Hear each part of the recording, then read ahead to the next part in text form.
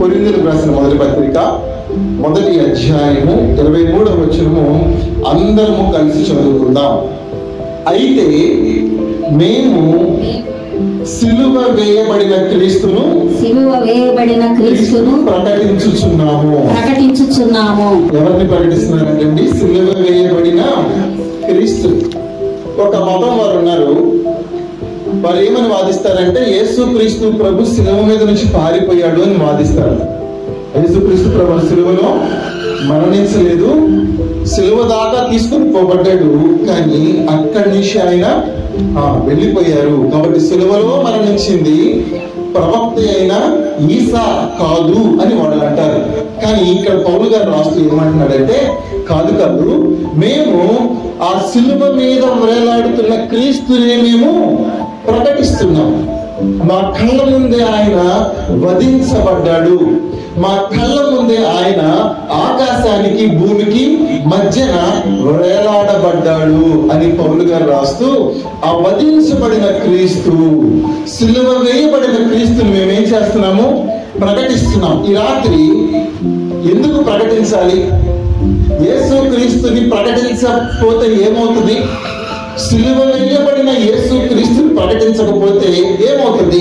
వాళ్ళు ఎందుకు ప్రకటించారు, మనం ఎందుకు ప్రకటించాలి, ప్రకటించకపోతే ఏమైంది అనే విషయాన్ని మనం ధ్యానం చేద్దాము. అయితే మేము సిలువ వేయబడిన క్రీస్తుని ప్రకటించుచున్నాము. ఈ మాట చెప్తున్న పౌలు ఒకప్పుడు ఎవరో తెలుసా? ఈ యేసు క్రీస్తు ప్రభువుని హింసించిన వాడు ఈ పౌలే. ఏ పౌలు అయితే మేము క్రీస్తుని ప్రకటిస్తున్నాము అని చెప్పాడో ఇదే పౌలుతో యేసు క్రీస్తు మాట్లాడుతూ సౌలా సౌలా నీవెందుకు నన్ను హింసించుచున్నావు అనగానే సౌలు ప్రభువా నువ్వు ఎవడివి అంటే ప్రభు అంటాడు నీవా నేను హింసించుచున్న క్రీస్తుని. అది ఒకప్పుడు గతం. మారు మనసు పొందక ముందు సౌలుగా ఉన్న వ్యక్తి మారు మనసు పొంది పౌలుగా మార్చబడిన తర్వాత ఏ క్రీస్తునైతే హింసించాడో అదే క్రీస్తుని ఏం చేస్తున్నాడు? ప్రకటిస్తూ ప్రకటిస్తూ దాని కొరకు తన దేహం అంతా నలిగిపోతుంది. ఇంకా చెప్పాలంటే ఆయన కూడా సిలువేయబడ్డాడు అనమాట. ఆయన కూడా ఏమయ్యాడు? ఆయన కూడా సిలువేయబడుతున్నాడా అన్నంతగా పౌలు గారు అంటారు యేసు క్రీస్తు ప్రభు వారు పొందిన శ్రమలలో కొదువైన వాటిని నేను నా దేహమందు వహించుకొనుచున్నాను అంటాడు. పౌలు గారి యొక్క పరిచర్య చాలా నిష్కల్మషమైనది. పౌలు గారి యొక్క పరిచర్య చాలా త్యాగపూరితమైనది. పౌలు గారు తన ప్రాణాన్ని ఏ మాత్రము ఎన్నిక చేయలేదు దేవుని కొరకు, క్రీస్తు కొరకు. ఒక మాట అంటాడు కదా, నా మట్టుకైతే బ్రతుకుట క్రీస్తే, చావైతే నాకు ఆదాయము, చావైతే నాకు లాభము అన్నాడు. ఎవరో తెలుసా? ఈ పౌలు గారే. ఒకప్పుడు ఏ వ్యక్తి అయితే ప్రభుని హింసించాడో ఆ వ్యక్తి ఈరోజు ఆ క్రీస్తు కొరకు త్యాగమైపోవటానికి, ఆ క్రీస్తు కొరకు ప్రాణం పెట్టడానికి సిద్ధంగా ఉన్నాడు. ఆయన ఒక మాట అంటాడు, నేను వెడలిపోయి క్రీస్తుతో కూడా ఉండవాలని నాకు ఆశ ఉంది, ఆశ ఉంది. నేను ఇరుకున పడ్డాను అన్నాడు. ఎక్కడ పడ్డాడంట? నేను ఇరుకులో పడ్డాను. అటు మరణమా ఇటు జీవమా? నాకు మరణము కావాలి, ప్రభువుతో యుగాయుగాలు ఉండాలంటే నాకు మరణమైతే బాగుండు, చావైతే లాభము. ఒకవేళ బతుకుంటే సువార్త చేస్తాను. ఏం చేస్తాడు? బ్రతుకుంటే ఏం చేస్తాడు? సువార్త చేస్తాను, సంఘాన్ని కడతాను, సంఘానికి క్షేమాభివృద్ధి కలిగినట్లుగా నేను రాత్రి పగళ్ళు ప్రయాసపడతాను అంటాడండి పౌలు. పౌలు యొక్క పరిచర్య చాలా శ్రేష్టమైన పరిచర్య. చెప్పండి, పౌలు యొక్క పరిచర్య చాలా శ్రేష్టమైంది, చాలా విలువైన పరిచర్య. రెండు ఒకసారి చూడండి, అపోస్తుల కార్యముల గ్రంథము 9వ అధ్యాయము 1వ వచనం నేను చదువుతాను, గమనించండి. సౌలు ఇంకనూ ప్రభు యొక్క శిష్యులను బెదిరిస్తూను హత్య చేయను తనకు ప్రాణాధారమైనట్టు ప్రధాన యాజకుని వద్దకు వెళ్ళి ఈ మార్గమందున పురుషులనైనను స్త్రీలనైనను కనుగొనిన ఎడల వారిని బంధించి యెరూషలేమునకు తీసుకుని వచ్చినట్టు దమస్కులోని సమాజంలో వారికి పత్రికలు ఇమ్మని అడిగాను. సంఘాన్ని హింసించ యేసు క్రీస్తు యొక్క శిష్యులను హింసించడము పౌలు గారికి ఏమైందో తెలుసా అండి? ప్రాణాధారం అన్నమాట. ఏమేమి చెప్పండి? మనకి ప్రాణాధారం ఏంటి చెప్పండి? గాలి. గాలి లేకపోతే ఏమైపోతాము? ఎంతసేపు బ్రతుకుతాము? త్వరగా చనిపోతాం కదా. మనకి ప్రాణాధారము గాలి. అలాగే సౌలుకి ఒకప్పుడు ప్రాణాధారం ఏంటంటే, నేను యేసు ప్రభు శిష్యుణ్ణి అని ఎవరైనా చెప్తే చాలు, ఆయన కంటబడితే చాలు, వెంటనే బంధించేస్తాడు. ఆయన చేతిలో అధికారం ఉంది. ఆయన చేతిలో అధికారం ఉంది. రోమా పౌరసత్వం ఉంది ఆయన చేతిలో, అధికారం ఉంది. వెంటనే ఆ వ్యక్తిని బంధించి ఈడ్చుకొని వెళ్ళేవాడు, హింసించేవాడు, చంపేవాడు సౌలు. అయితే ఒక రోజు ఏమైందో తెలుసా? సాక్షాత్తు యేసు క్రీస్తు ప్రభువే సౌలుని దర్శించాడు. ఎవరు దర్శించారు? సాక్షాత్తు యేసు క్రీస్తు ప్రభువే. ఇంకా సంఘాన్ని హింసిద్దామని, దమస్కులో ఉన్న సంఘముని హింసిద్దామని దమస్కుకు వెళ్తూ ఉండగా సౌలు ఆ మిట్ట మధ్యాహ్నం వేళ ఒక ప్రకాశమానమైన వెలుగు సౌలు మీద ప్రకాశించింది. అతను కింద పడిపోయి చూడండి, ఆ మాటలు కూడా మనం చూస్తాము. 9వ అధ్యాయం అపోస్తల కార్యం 3వ వచనంలో, అతడు ప్రయాణము చేయొచ్చు దమస్కు దగ్గరకు వచ్చినప్పుడు అకస్మాత్తుగా ఆకాశం నుండి ఒక వెలుగు అతని చుట్టూ ప్రకాశించను. అప్పుడు నేల మీద పడి, సౌలా సౌల నీవేళ నన్ను హింసించుచున్నావంటతో ఒక స్వరము పలుకుట, ప్రభువా నీవెవడమని అడుగగా ఆయన, నేను నువ్వు హింసించుచున్న యేసును, లేచి పట్టణంలోనికి వెళ్ళము, అక్కడ నేను నిన్ను గొప్పగా వాడుకోబోతున్నాను అని చెప్పారు యేసు క్రీస్తు ప్రభువా.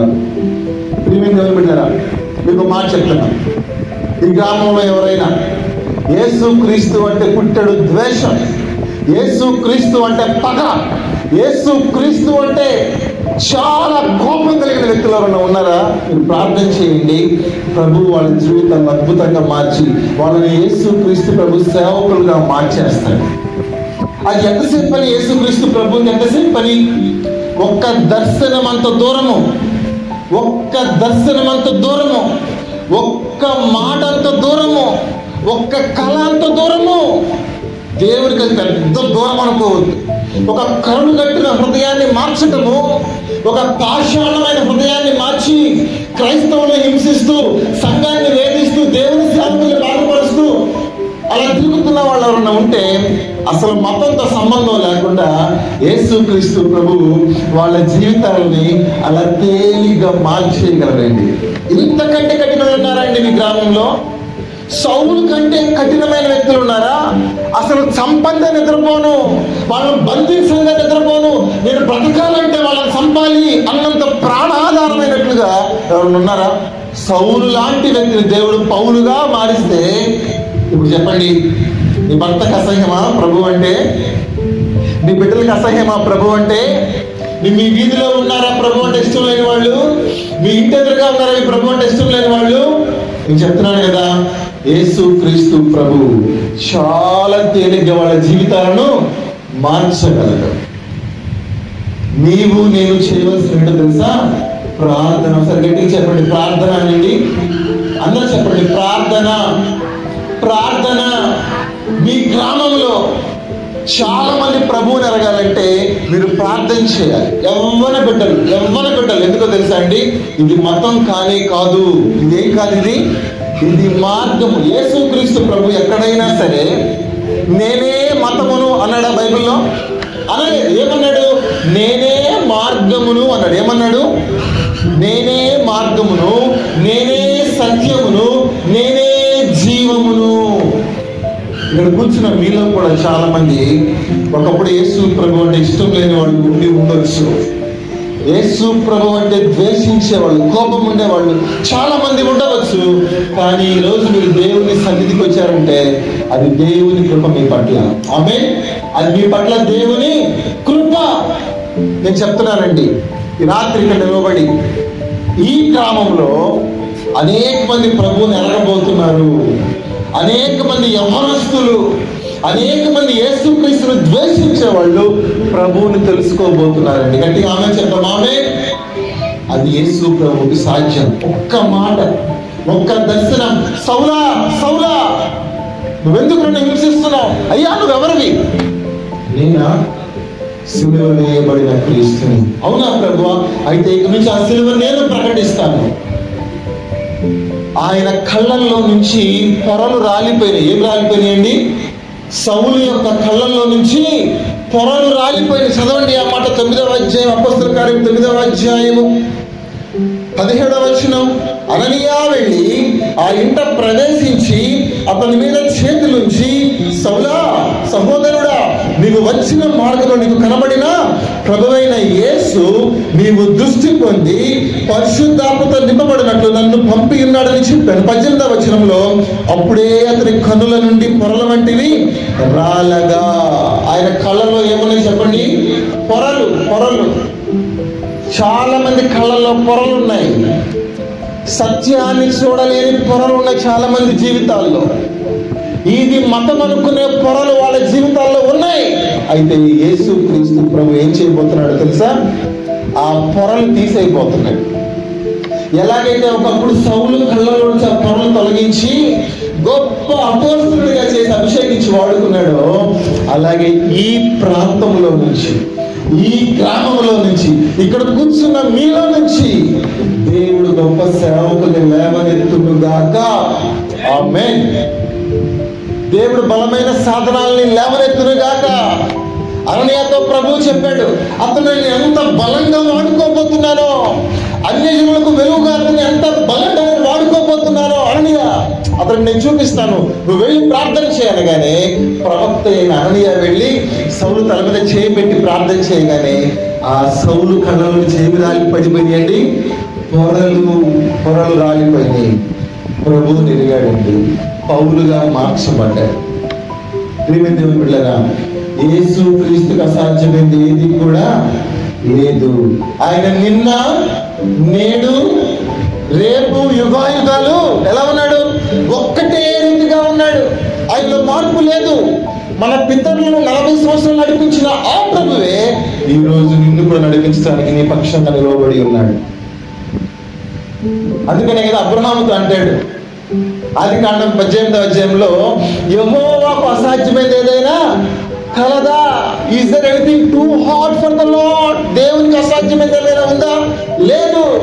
ఆయన ఏమైనా చేయలేదు. ఇర్మియా కూడా అంటాడు, ప్రభువా నీకు అసాధ్యమైనది ఏది లేదంటాడు. ఇర్మియా కూడా అంటాడు. ఈ రాత్రి పౌలు యొక్క జీవితాన్ని మనం ధ్యానం చేస్తున్నప్పుడు ఒక అద్భుతమైన మాట పలికాడు. మేము సిలువ వేయబడిన క్రీస్తును ప్రకటిస్తున్నాము అనే మాట ఈ మీటింగ్స్ అయిపోయే లోపు మనందరం మన హృదయాల్లో నుంచి పలుకుదుము గాక. నేను పాస్టర్ గారిని అడిగాను నిన్న, పాస్టర్ గారు ఏదైనా థీమ్ ఉందా అండి మీటింగ్స్ కి అన్నప్పుడు చెప్పారు పాస్టర్ గారు, ఏమండి ఇదండి రెఫరెన్స్ అన్నప్పుడు నాకు ఎంత సంతోషం అనిపిస్తుందో తెలుసా? This is the need of the hour. ఈ కాలానికి అత్యంత ఆవశ్యకమైన కావలసిన వర్తమానము, వాక్య భాగాన్ని మీరు థీమ్ గా కలిగి ఉన్నారండి. ఈ రోజున మీ బాధ్యత, నా బాధ్యత, సిలువ వేయబడిన క్రీస్తుని ఏం చేయాలి మనము? చెప్పండి, ఏం చేయాలి? స్టూడెంట్స్ అయితే వాళ్ళ స్కూల్లో, స్టూడెంట్స్ అయితే వాళ్ళ ఫ్రెండ్స్ కి, లేదా నువ్వు ఇంట్లో పని చేసుకుంటే నువ్వు పనికి వెళ్ళే చోట, నీ ఇంటి ప్రక్కన ఉద్యోగస్తులు వాళ్ళ ఉద్యోగానికి వెళ్ళే దగ్గర నీవు నేను యేసు క్రీస్తుని ప్రకటించవలసిన బాధ్యత, భారము మన భుజాల పైన మోపబడి ఉన్నది. యేసు క్రీస్తు ప్రభువు పరలోకానికి వెళ్ళిపోయారంట ఆరోహణమై. చిన్న కథ. పరలోకానికి వెళ్ళిపోతే దేవుని దూతలందరూ ప్రభు దగ్గరికి వచ్చారంట. ప్రభు వచ్చేసాడు, ప్రభు వచ్చేసాడు. గొప్ప రక్షణ కార్యాన్ని జరిగించాడు భూమి మీద. సిలువ కార్యాన్ని జరిగించాడు భూమి మీద. సర్వమానవాళికి రక్షణ మార్గాన్ని సిద్ధపరిచాడు భూమి మీద. ప్రభు ఆరోహణమే పరలోకానికి వచ్చేసాడని చెప్పి దూతలందరూ ప్రభు దగ్గరికి సందడిగా వచ్చేసి ఒక ప్రశ్న అడిగారంట ప్రభువుని. ఏమని అడిగారంటే, ప్రభువా నీవు సిలువలో ప్రాణం పెట్టింది సర్వలోకం కొరకు కదా అంటే ప్రభు అన్నాడంట, అవును అవును, సర్వమానవాళి కోసం నేను ప్రాణం పెట్టాను. అప్పుడు నెక్స్ట్ క్వశ్చన్ వాళ్ళు అడిగారంట, ప్రభువా ఇంత గొప్ప పరిచర్యని సర్వమానవాళికి చేరాలి కదా, ఇది సువార్త ప్రకటన, నీవు ఎంతమందికి అప్పగించి వచ్చావు అని అడిగారంట. ప్రభు చాలా సంతోషంగా చెప్పాడంట, అదేంటి నా శిష్యులు ఉన్నారు కదా, 11 మంది ఉన్నారు కదా, వాళ్ళకి అప్పగించి వచ్చాను అన్నాడంట ప్రభు. అప్పుడు దేవదూతలు అన్నారంట ప్రభుతోటి, ఒకవేళ వాళ్ళు చేయకపోతే అన్నారంట. దేవదూతలు ప్రభుతో అన్న మాట, ప్రభువా, ఇంత గొప్ప రక్షణ పరిచర్య, నీవు సెలవులో వేలాడి జరిగించిన పరిచర్య, నువ్వు 11 మందికి అప్పగించాలని చెప్పావే, ఒకవేళ వాళ్ళు గనక చెయ్యకపోతే అని అడిగితే ప్రభు మౌనంగా ఉన్నాడంటే. మౌనంగా ఉండి ఒక మాట చెప్పాడంట వాళ్ళతోటి, చేస్తే వాళ్ళే చెయ్యాలి, లేకపోతే నాకు వేరే ఆప్షన్ లేదు అన్నాడంట. ప్రభు చెప్పిన మాట జస్ట్ స్టోరీ. ప్రభు అన్నాడంట, నేను అప్పగించిన దాన్ని వాళ్ళు నమ్మకంగా చేయాల్సిందే, ఒకవేళ వాళ్ళు కనుక చేయకపోతే మరి నాకెవరు లేరు. ఈ గ్రామంలో నువ్వు చేయకపోతే ఎవరున్నారు ప్రభువుకి చేసేవాళ్ళు? ఈ గ్రామంలో ప్రభుని రక్షించాడు, లోకంలో నుంచి వేరు చేశాడు, పాపంలో నుంచి, శాపంలో నుంచి, అంధకార సంబంధమైన రాజ్యంలో నుంచి, ఆ చీకటి రాజ్యంలో నుంచి నువ్వు వేరు చేసి ప్రభు యొక్క రాజ్యానికి వారసునిగా చేసి ఇంత గొప్ప రక్షణ నీకు ఇస్తే, నువ్వు సువార్త ప్రకటించకపోతే, సిలువ వేయబడిన క్రీస్తుని నువ్వు ప్రకటించకపోతే ఎవరున్నారు ప్రభువుకి? ఈ గ్రామంలో ఎవరున్నారు? నువ్వు పనిచేసే చోట ఎవరున్నారు ప్రభువుకి? నువ్వు ఉద్యోగం చేసే చోట ఎవరున్నారు ప్రభువుకి? నీకు ఇచ్చాడు ఆ పరిచర్య. మాసిలమ్మని గారు రాస్తారు ఒక మంచి పాట, అద్భుతమైన పాట, దేవదూతలకు లేని పరిచర్య ఇది. దూత మధ్యాకాశానికి వచ్చి ఒక బూర ఊది, దూత మధ్యాకాశానికి వచ్చి ఒక్క దూత మధ్యాకాశానికి వచ్చి అలాగ బూర ఊది యేసే రక్షకుడు అని ఒక్క 2 పదాలు చెప్తే సర్వలోకం మారిపోతుంది. ప్రభు ఆ పరిచర్య వాళ్ళకి ఇవ్వాల.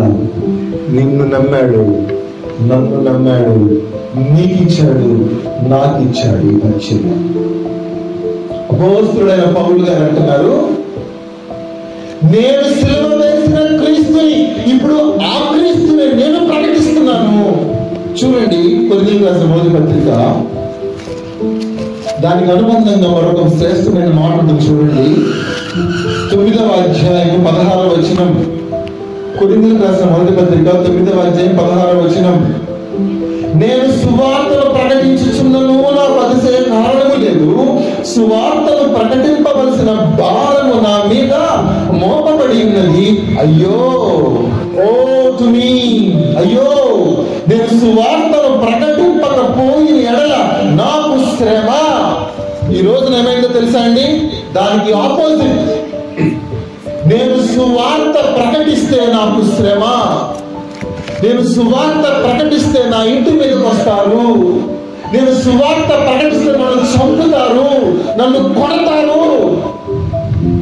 ఆ రోజులు ఎలా ఉందో తెలుసా అండి? మన ఇతరులు, అయ్యో నేను సువార్త ప్రకటించకపోతే నాకేంటి శ్రమ. ఈరోజు ఎలా మారిపోయిందో తెలుసా? ట్రాన్స్ఫర్మేషన్ ఎలా పరిణతి చెందిపోయామో తెలుసా? నాకెందుకులే, పాస్టర్ గారు చూసుకుంటారులే, పాస్టర్ గారు చెప్పుకుంటారులే సువార్త, నాకెందుకులే. పౌలు గారు ₹1 జీతం తీసుకున్నవాడు కాదు. ఆయన సొంత చేతులతో పని చేసుకుంటున్నాడు, బేరాలు కుట్టుకుంటున్నాడు, కానీ రాత్రింబగళ్ళు ప్రయాసపడుతున్నాడు. చూడండి, కొరింథీయులకు రాసిన 2వ పత్రిక 11వ అధ్యాయం చూడండి. కొరింథీయులకు రాసిన 2వ పత్రిక 11వ అధ్యాయము 23వ వచనము నేను చదువుతాను, గమనించండి. ఇక్కడ పౌలు గారు ఈ సువార్త ప్రకటించడానికి ఎంత శ్రమ పడ్డాడో చూడండి, జాగ్రత్తగా వినండి. 23వ వచనము, వారు క్రీస్తు పరిచారకుల వెర్రివాని వలె మాట్లాడుతున్నాను, నేను మరి ఎక్కువగా క్రీస్తు పరిచారకులను మరి విశేషముగా ప్రయాసపడితిని. జాగ్రత్తగా వినండి. మరి అనేక పర్యాయములు చెరసాలలో ఉంటిని, చెరసాలలో ఉన్నాడట. అపరిమితముగా దెబ్బలు తిన్నాడట. అనేక మార్లు ప్రాణాపాయములలో ఉంటిని. యూదుల చేత 5 మార్లు, ఒకటి తక్కువ 139 దెబ్బలు తిన్నాడంట. అంటే 195 దెబ్బలు తిన్నాడు. 3 సార్లు బెత్తములతో కొట్టబడ్డాడు.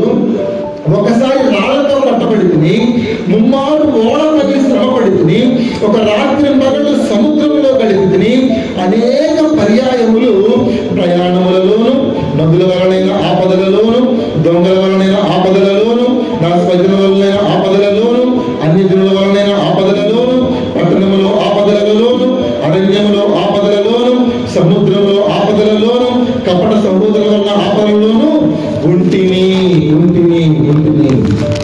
ఇది ప్రకటించకపోతే శ్రమ, ప్రకటిస్తున్నప్పటికీ శ్రమ ఖాయం. ఒక యథార్థమైన దైవుని సేవకుడు, ఒక యథార్థమైన విశ్వాసి, ప్రభువు కోసమే బ్రతుకుతూ, ప్రభువునే ప్రేమిస్తూ, ప్రభువు కోసమే లోకంలో జీవించి మరణించే వాళ్ళ సంఖ్య నాకు తెలిసి చాలా తక్కువగా ఉంటుందేమో. ఈ రాత్రి ప్రభువు కోసం ప్రాణం పెట్టాలి అంటే మీరు ఎంతమంది వస్తారు ముందుకి? ఈ రాత్రి ప్రభువు కోసం ప్రాణం పెట్టాలమ్మా, అయ్యా ప్రభువు కోసం ప్రాణం పెడతావా అంటే ఎంతమంది అప్పగిస్తారు మీ దేహాల్ని? చాలా డౌటే. నీ కోసం ఆయన సిలువలో నలిగిపోయాడు. నీ కోసం ఆయన సిలువలో మాంసపు ముద్దగా చేయబడ్డాడు. అక్కడ రష్యా గ్రంథంలో రాయబడుతుంది కదా, స్వరూపము లేదు ఆయనకి. ఏం లేదు? స్వరూపమైనను సొగసైనను లేదు. ఎవరికో తెలుసా? లేని 10,000లో అతి ప్రియుడు, ధవళవర్ణుడు, రత్నవర్ణుడు. 1000 మందిలో ఆయన గుర్తుపట్టచ్చు. అంత అందంగా ఉంటాడు ఆయన, అంత అందగాడు. ఆయనకి స్వరూపము లేదు. ఎందుకు ప్రభువా అంటే నీ కోసం. ఒకసారి చెప్పండి, నా కోసం అంటారా? గట్టిగా అనండి, గట్టిగా అనండి. ఏం కాదండి, నా కోసం అనండి. పరలోకానికి వినపడాలి, నా కోసం. మీ పక్కనే దేవుని దూతలు ఉన్నారు, వాళ్ళకి వినపడాలి, నా కోసం, నీ కోసం, నా కోసము ఆయన రత్నవర్ణుడు, రక్తవర్ణుడుగా మార్చబడ్డాడు. ఆ ప్రభువు ప్రేమను ఎదిగిన వాళ్ళు ఇలా ప్రయాసపడతారు దేవుని కోసం. అందుకని ఒక మాట అంటాడు కదా, కొరింథీయులకు రాసిన 2వ పత్రిక 5వ అధ్యాయం చూడండి, 14వ వచనము. కొరింథీయులకు రాసిన 2వ పత్రిక 5వ అధ్యాయము 14వ వచనం, క్రీస్తు ప్రేమ మమ్మును బలవంతము చేయుచున్నది. ఏంటంట క్రీస్తు ప్రేమ పౌలు గారిని ఏం చేస్తుందంట? బలవంతము చేస్తుందంట ఆయన పరిచర్య చేయడానికి, ఆయన నామాన్ని అన్ని జనులలో ప్రకటించడానికి. కొడతారా? కొట్టండి. బంధిస్తారా? బంధించండి. చంపుతారా? చంపండి. ఏం చేస్తారు? మీరు పెట్టే హింస కంటే దేవుని ప్రేమ మమ్మల్ని ఇంకా ఎక్కువ బలవంతం చేస్తుంది. ఎవరి ఇంకో మాట చెప్తున్నా, ఈ క్షణం ఇక్కడ మనం కళ్ళు మూస్తే ఆ నెక్స్ట్ క్షణం ప్రభు చూస్తాం మనం. ఆ తరువాతి సెకండ్ క్షణం నీ రక్షకుడు, నా రక్షకుడైన ప్రభువుని మనం కన్నులారా తేలి చూస్తాం. ఆ మాట పౌలు గారు, నేను వెడలిపోయి క్రీస్తుతో కూడా ఉండాలనుంది నాకు. నా మట్టుకైతే బ్రతుకుట క్రీస్తే, ఇప్పుడు చచ్చిపోమంటే నాకు లాభం. నేను ఇప్పుడు ఈ ప్రశ్న, ఎందుకు ప్రభువా పౌలు నువ్వు ఏర్పరచుకున్నావు ఎందుకు అంటే ఒక మాట చెప్పనా, నమ్మకస్తుడు. ఎవరు చెప్పండి? పౌలు గారు నమ్మకస్తుడు. చూడండి, తిమోతికి రాసిన మొదటి పత్రికలో చూడండి. తిమోతికి రాసిన మొదటి పత్రిక 1వ అధ్యాయము 12-13 వచనాలు నేను చదువుతాను, గమనించండి. మీరు ఎంతమంది నిజంగా దేవుని వాక్యం వింటున్నారో నాకు తెలియదు, కానీ అక్కడక్కడ కొంతమంది దేవుని వాక్యం వింటున్నారు మాత్రం నాకు అర్థమవుతుంది. నిజంగా దేవుని వాక్యం మీ హృదయాల్లోనికి వెళుతుంది అని నాకు అర్థమవుతుంది. మిమ్మల్ని బట్టి ప్రభు వందనాలు చెల్లిస్తున్నాను. తిమోతికి రాసిన మొదటి పత్రిక 1వ అధ్యాయం 12వ వచనం, పూర్వం ఒకప్పుడు దూషకుడను, హింసకుడను, హానికరుడైన నన్ను తన పరిచర్యను నియమించి నమ్మకమైన వానిగా ఎంచినందున. పౌలు గారిని దేవుడట He is my faithful servant. He is my faithful servant. నమ్మకమైన అందుకని ఆ మాట అంటే కదా, ఏమంటాడు? మంచి పోరాటము పోరాడింది, నా పరుగు కడముట్టించింది. ఇక మీద నా కొరకు ఏముంచబడింది? ఓ ప్రైజ్ ది లార్డ్. ఇక పైన నా కొరకు నీతి కిరీటం. వాళ్ళ బాహ్య పురుషుడంట రోజు రోజుకి కృషించిపోతున్నాడు. ఏమైపోతున్నాడు?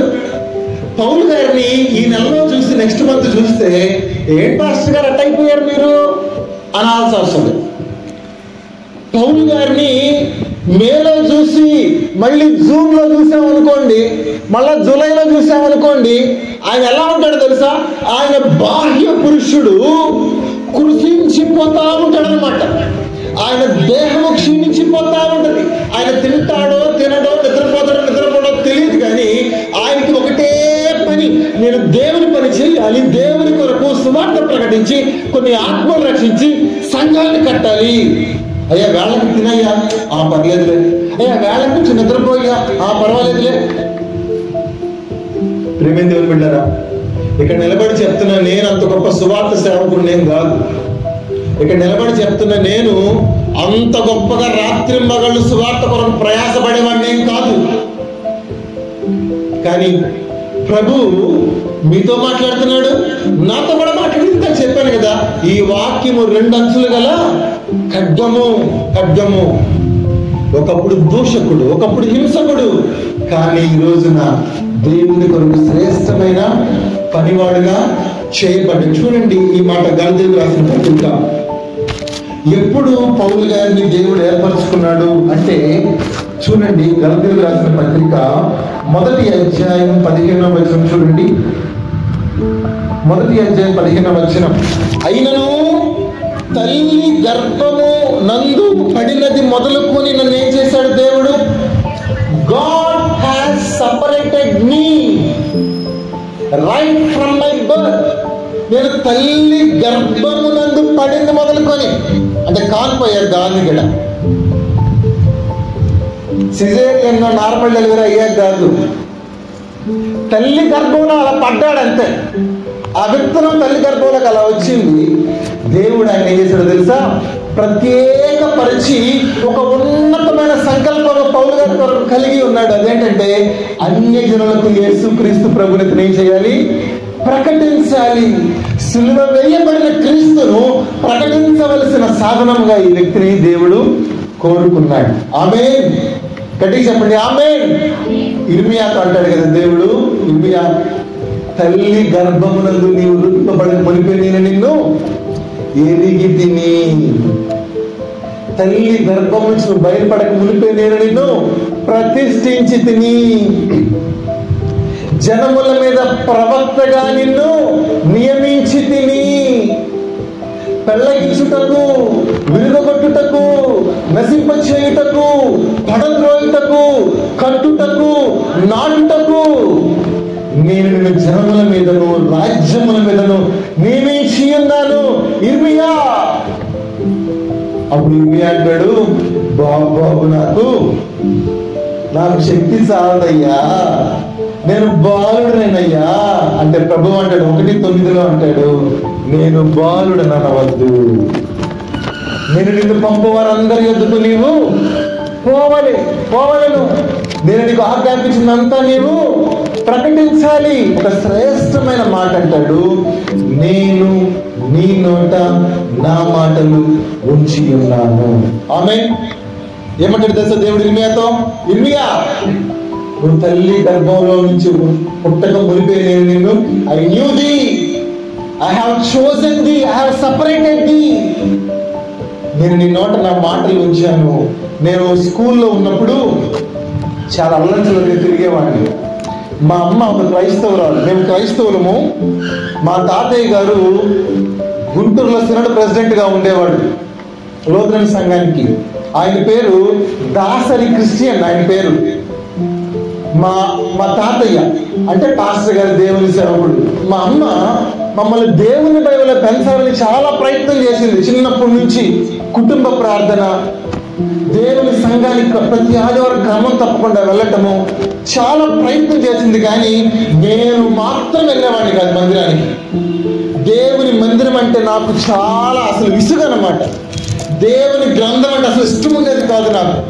చివరికి ఎలా తయారయ్యానంటే రౌడీలతో తిరగటము,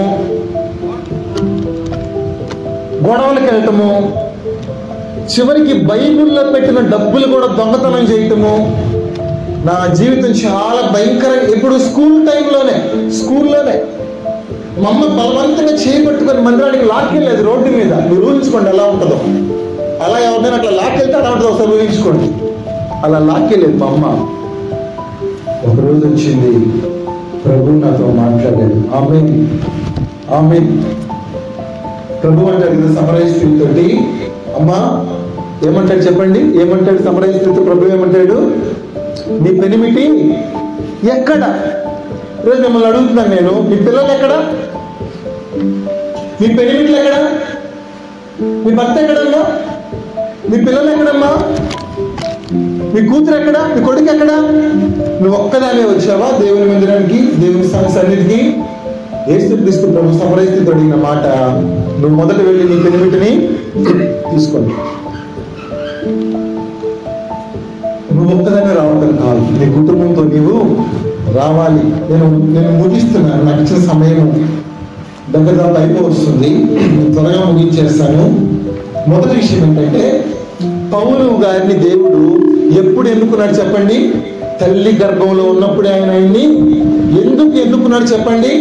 నమ్మకస్తుడని ఎన్నుకున్నాడు. తర్వాత చూడండి ఒక మాట, ఇప్పుడు మనం ఇంకా చదువుకున్నామే, అక్కడికి రండి ఒకసారి. కొరింథీయులకు రాసిన మొదటి పత్రిక 1వ అధ్యాయము 23వ వచనం. ఎవ్వరు ఏం బాధపడద్దు, దేవుడు ఒక అద్భుతం కూడా చేయగలడు. 1:23 చూడండి. అయితే మేము సిలువ వేయబడిన క్రీస్తుని ప్రకటించుచున్నాము. ఈ సిలువ ఒకసారి చూడండి, ఈ సిలువ వల్ల ప్రయోజనం ఏంటో ఒకసారి చూడండి. గలతీయులకు రాసిన పత్రిక 6వ అధ్యాయము 14వ వచనం. గలతీయులకు రాసిన పత్రిక 6వ అధ్యాయం 14వ వచనం. చదువమ్మా. అయితే మన ప్రభువైన యేసు క్రీస్తు సిలువ యందు తప్ప మరి దేని యందు అతిశయించు నాకు దూరమవును గాక. దాని వలన నాకు లోకమునకు నేనును సిలువ వేయబడి ఉన్నాము. చూడండి, సిలువ ఎందుకో తెలుసా అండి? మీ జీవితంలో, నా జీవితంలో సిలువ ఎందుకో తెలుసా? ఒక వ్యక్తిని పరిపూర్ణంగా మార్చేస్తుంది సిలువ.